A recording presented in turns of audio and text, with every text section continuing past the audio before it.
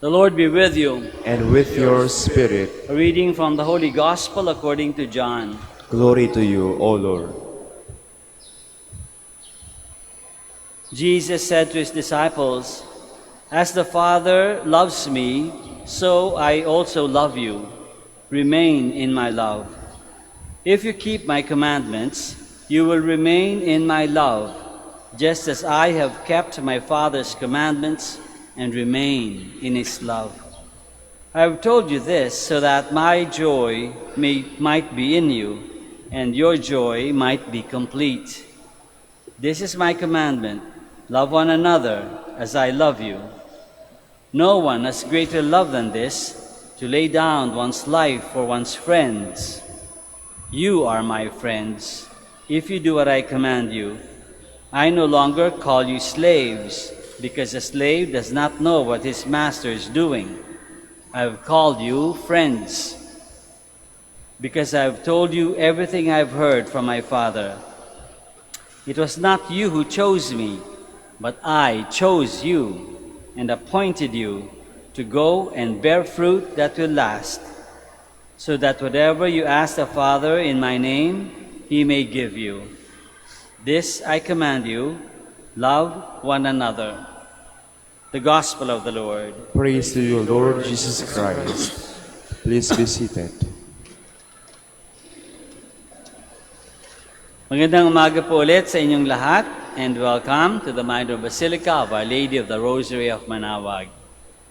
Last week, May 8, nagkaroon tayo ng election na elect yung bagong Pope, si Pope Leo XIV.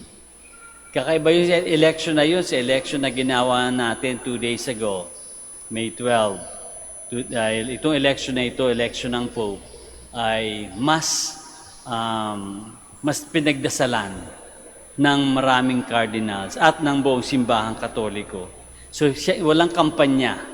Walang nangampanya, walang nagbigay-bigay ng kung ano-ano, walang mga tarps na nakakalat sa kung saan-saan. Sandali lang kasi right after the death of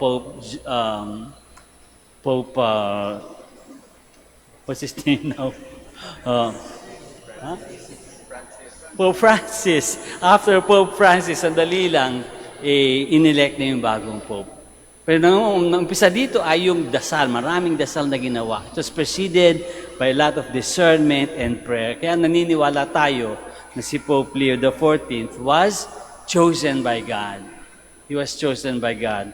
Very much like the Saint Matthias, whose feast we're celebrating today, kung ano nangyari sa kanyang election. Siya rin inelect ng mga apostles to take the place of Judas. Inelect din siya, preceded by a lot of prayer as well, and lots, pinagbotohan, pero pinagdasalan din. Pinagdasalan. So we believe, or the church believes, that Matthias was chosen by God to take the place of Judas. 46 years ago, I made my profession as a Dominican, to be a Dominican in the Philippines, in the Dominican order in the Philippines. Kaya lang, pinagdasalan ko din yun. Siguro ako lang nagdasal, wala namang masyadong nakakaalam na papasok ako para maging Dominican. But there was something that happened a few days, or in fact, the day before, I actually went to Santo Domingo to enter. I came from Mass. Galing ako sa misa. Bumaba ako sa jeep pagdating dun sa amin. Bumaba ako sa jeep. And I was so amazed dahil all of a sudden, dun sa kalye, both sides of the street, maraming mga nagtitinda. May mga tiyangge. So I was kind of distracted. I had to cross the street. Kailangan kong tumawid. As soon as I was crossing the street, all of a sudden, all I could hear was yung brake ng jeep, no? And all I could remember was, right beside me, mga 2 feet away from me, yung jeep nandyan na. Konting-konti na lang, nasagasaan na ako, buti naka-brake siya. And I thought to myself, my golly, I could have died. I could have died that day and not be able to enter the convent, the Dominican order. And I was saying to my mom, I could have died. So, and I felt like, siguro, God chose me as well. Walang botohan, Ako lang yung nagdasal, maaaring nagdasal din yung nanay ko, hindi ko alam. But with that incident, I felt that God chose me to be a Dominican here in the Philippines. And even up to now, nandito pa ako. So, siguro nga, God chose me to be a Dominican. Siguro, God chose me. But all of us have been chosen too, hindi lang ako.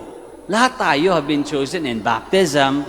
We have been called by God and chosen by God to follow Him, to be one of His children, to be with Him. Dahil yun yung dream ng Diyos para sa ating lahat. Nakasulat yan sa Catechism, turo ng simbahan. That the reason why God created us, the reason why God creates human beings, is so that we can be united with Him forever in His home. Pinili din tayo. Pinili din tayo. Tinawag din tayo. We have been called to be one with God, not only in this life, but unto eternity, in His home in heaven. Nasa Catechism yun. So we all have been chosen, but not only in that way, we also have been chosen to do whatever good we can do at every moment of our lives. Kaya dumadating, minsan, di ba, may mga taong dumarating sa buhay natin, di natin kilala, nangangailangan ng tulong, o kaya tutulong sa atin. Those are designed, those situations, circumstances, have been designed by God for us to do good, to do well, and for us to receive good and blessings from others as well. We all have been called and chosen by God. We all have been called and chosen by God according to the gospel to love one another as Jesus has loved us unto death. We have been called and chosen to love one another unto death. We have been called and chosen personally, hindi lang in general. No? Lahat kayong mga Katoliko, tinatawag, lahat kayong mga Kristiyano, tinatawag ko at inimbitado kayo sa kingdom ko. Not only in a general way, but personally, personal invitation. We have been called and chosen by God to love one another as God loves us, and therefore to be like God. We, all of us, personally, have been called and chosen. Ang tanong, do we choose God? Do we choose God?